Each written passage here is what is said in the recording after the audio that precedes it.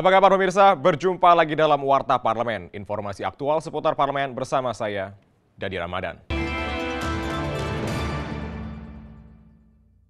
Kita awali dengan berita pertama pemirsa. Panitia Khusus Hak Angket KPK mendesak KPK untuk memberikan klarifikasi terkait keterlibatan pimpinan KPK dalam kasus korupsi proyek pengadaan alat berat penunjang perbaikan jalan saat masih menjabat sebagai Ketua Lembaga Kebijakan Pengadaan Barang dan Jasa Pemerintah atau LKPP.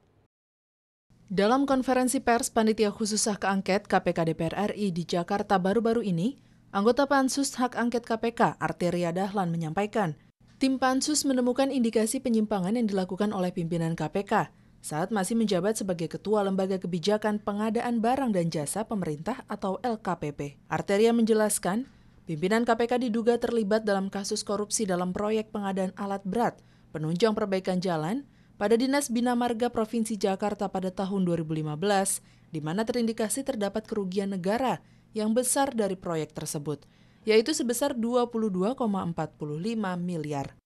Nah, tentunya terkait dengan kami dapat bukti dari mana, kita bisa pertanggungjawabkan. Tentunya apakah ini seperti apa? Pimpinan LKPP terindikasi diduga kuat memerintahkan Direktur Pengembangan Sistem Katalog LKPP e-Katalog untuk melaksanakan e-Katalog untuk pemenuhan persyaratan hipotesik yang tadi. Transaksi sudah, baru direkayasa administrasi pengadaan. Tentunya kami juga sudah memiliki dokumen-dokumen, baik dokumen material maupun supporting terkait dengan dokumen-dokumen tersebut. Inilah yang namanya. Arteria menyatakan, temuan yang diperoleh KPK tersebut dapat dipertanggungjawabkan kepada publik. Pansus memiliki dokumen-dokumen pendukung yang mengindikasikan adanya keterlibatan pimpinan KPK pada kasus tersebut. Untuk menindaklanjuti temuan tersebut, Pansus Hak Angket KPK akan kembali mengundang KPK untuk memberikan klarifikasi atas temuan yang diperoleh tim Pansus. Tentunya kami juga sudah memiliki dokumen-dokumen, baik dokumen material maupun supporting terkait dengan dokumen-dokumen tersebut. Kami panggil kembali dan kami janjikan pada saat klarifikasi itu seluruhnya kami buka secara detail dan elaboratif.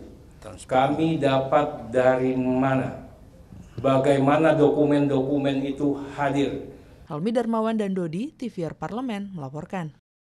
Kita beralih ke berita selanjutnya pemirsa. Rencana pembangunan kawasan parlemen perlu didukung masyarakat, mengingat fasilitas gedung DPR RI yang ada saat ini sudah kelebihan kapasitas atau over capacity.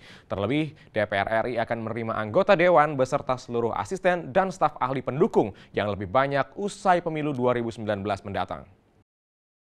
Ditemui saat seminar nasional rencana pembangunan kawasan parlemen di gedung DPR RI Senayan Jakarta baru-baru ini, Ketua Badan Urusan Rumah Tangga DPR RI Anton Sihombing mengatakan, pembangunan gedung baru DPR RI merupakan kebutuhan mendasar yang harus dilakukan guna mengatasi kelebihan kapasitas atau over capacity gedung yang dipastikan meningkat usai pemilu 2019.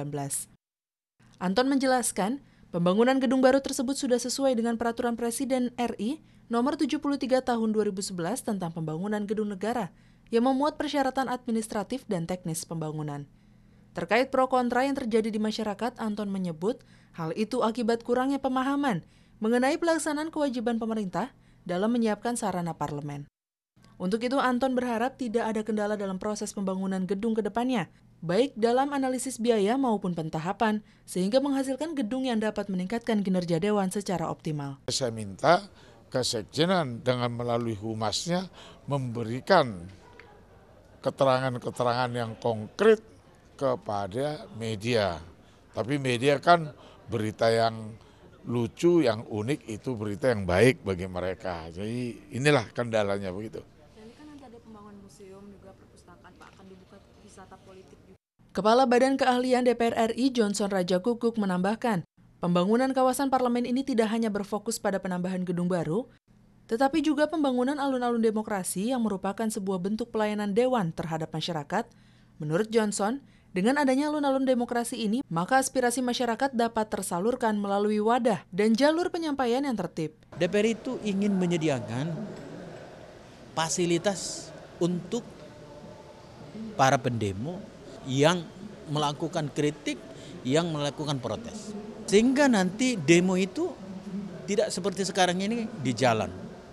Itu kan akan sangat mengganggu lalu lintas. Kalau kita siapkan di sini, nah mereka nanti bisa memberikan kritik, bisa melakukan protes. Nah anggotanya datang ke tempat itu. Naomi dan Rifki, TVR Parlemen, melaporkan. Dan di berita terakhir pemirsa, Wakil Ketua DPR RI Fadlizon mendukung upaya untuk memasyarakatkan senam hijaiyah Indonesia. Salah satu senam yang memadukan kesehatan jasmani dan rohani dan penggunaan huruf hijaiyah serta unsur pencaksilat dalam setiap gerakannya. Dan senam ini juga memadukan unsur budaya bangsa Indonesia. Ditemui usai pembukaan senam hijaiyah Indonesia di Kompleks Parlemen Senayan, Jakarta, Wakil Ketua DPR RI Koordinator Bidang Politik dan Keamanan Fadlizon mendorong senam hijaiyah Indonesia untuk lebih diterima halayak luas. Senam yang berasal dari wilayah Bogor ini merupakan senam yang memiliki karakter kuat karena memadukan budaya-budaya Indonesia di dalamnya. Fadlizon membandingkan senam hijaiyah ini dengan senam sejenis yang berasal dari negara lain, seperti Taiso dari Jepang, Tai Chi dari Cina, dan Yoga dari India.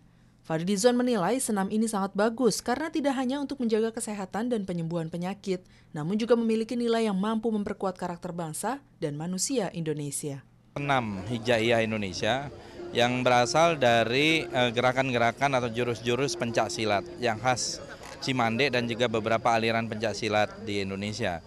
Ini dijadikan sebagai sebuah senam dengan menggunakan huruf-huruf hijaiyah. Saya kira ini satu temuan yang brilian gitu ya. Pendiri dan pelopor senam hijaiyah Indonesia, Jatmika, menjelaskan, senam ini mengandung unsur-unsur yang dapat memperkuat jasmani dan rohani, karena fokus gerakan senam ini bertumpu pada pernapasan, karena pernafasan merupakan titik sentral dari hidup.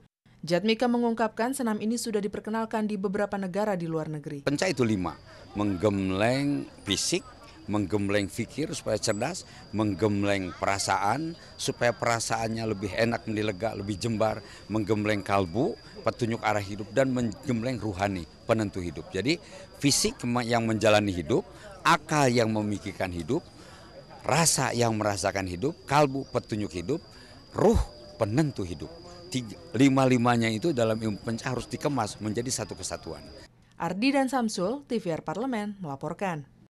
Dan pemirsa, demikianlah Warta Parlemen edisi kali ini. Sampai jumpa pada Warta Parlemen berikutnya. Terima kasih atas perhatian Anda dan sampai jumpa.